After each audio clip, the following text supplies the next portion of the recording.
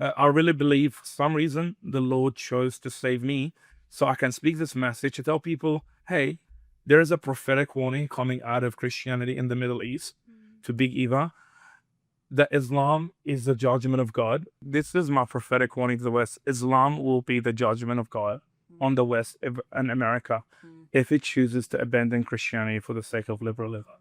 Islam is the will be the judgment of God on nations that kill the next generation and cut and butcher the body parts of young people. There is a judgment. If you study Islam, Islam is the spirit of Babylon. Yeah.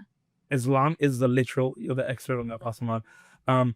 Islam is the literal manifestation of the spirit of Babylon. Yeah. Take over nation, destroy the temples, eradicate the men, take the next generation, and literally castrate them. Yeah, Isaiah prophesied that So, in the you know- Babylonian captivity, Daniel and his friends would be made union. So the problem I'm facing at the moment is that the Christian look at the Bible, think it's a conspiracy theory. Well, I'm here for the Middle East to tell you. Everything you see in Babylon, what happened to Israel in the Old Testament, it's what's happening to America now. Yeah. It's what's happening. And Islam is going to be the final execution of the judgment of God. And as someone who escaped the Middle East, that happened to the church in Egypt. Yeah. So I'm not telling you about some conspiracy Islam took over in 631. And you said the records of what was happening in Egypt.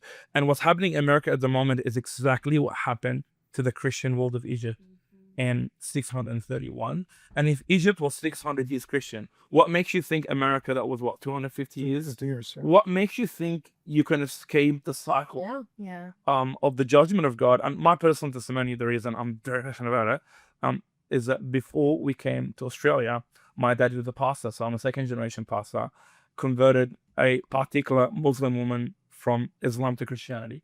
We were not planning to convert her. She was getting abused by her husband. So we used to offer them shelter, help, food. So because of our love for her and we preach the gospel, that particular Muslim woman became a Christian and she got baptized because of my dad.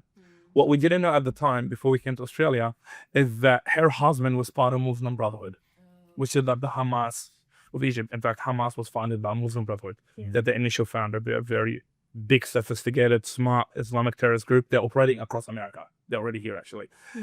So her husband was very angry and furious at my dad. So he decided he was going to take revenge at my dad by taking away what is most precious to him, which was me and my younger brother, John. He decided he was going to kidnap us, behead us, and then send both our bodies and heads in a bag as a revenge to my dad.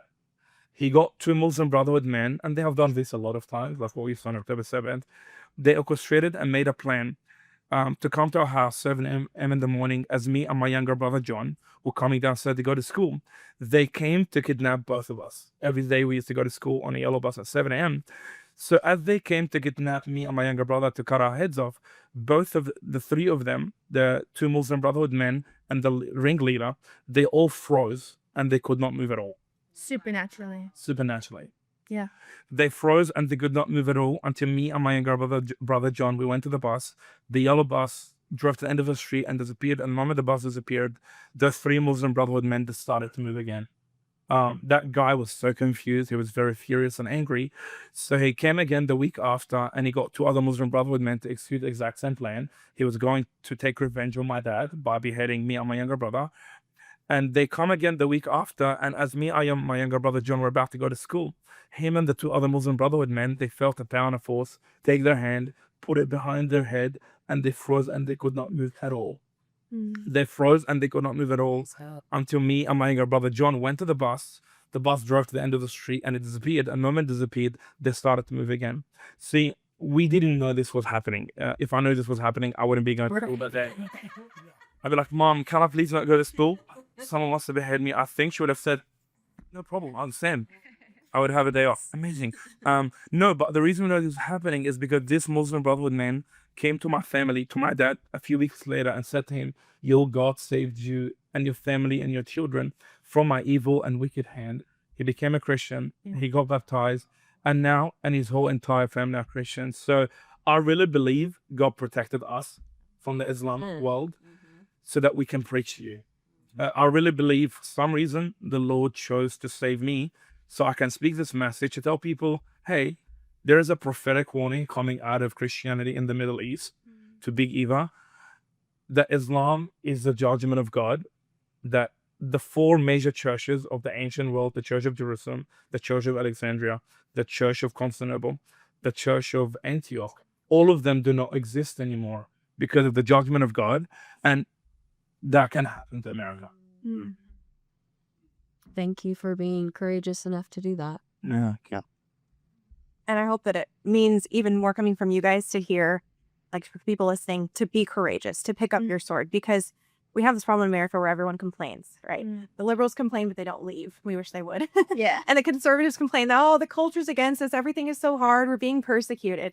And they have no idea, absolutely no idea how good they have it. And so I think for people that don't want all this leftist ideology to overcome our country and ruin it and everything else, you do have to say something, because you will get pummeled, because these people that will literally behead children, you know, like that's a very extreme example that obviously doesn't happen to everyone, but like a Christian, we've never heard of a Christian doing that. You know, it's a completely different ideology, and it is religion. It's not culture. And so it helps to hear from you guys, like you've been through so much persecution that you're not just like, you need to be stronger, like you have done it. And so thank you for doing it. Thank you for speaking from that. And I'm so glad the Lord has used you guys in that way. And it gives me a lot of courage, and especially raising my son, as you were saying, like to know that this is what he'll be facing. And these are the things that I need to build up in him so that he's aware and has the sword of the Spirit to fight with. Thanks for watching this video. It's a great honor to help you learn the Bible. Go ahead and subscribe to the channel, and I promise you there'll be more to come.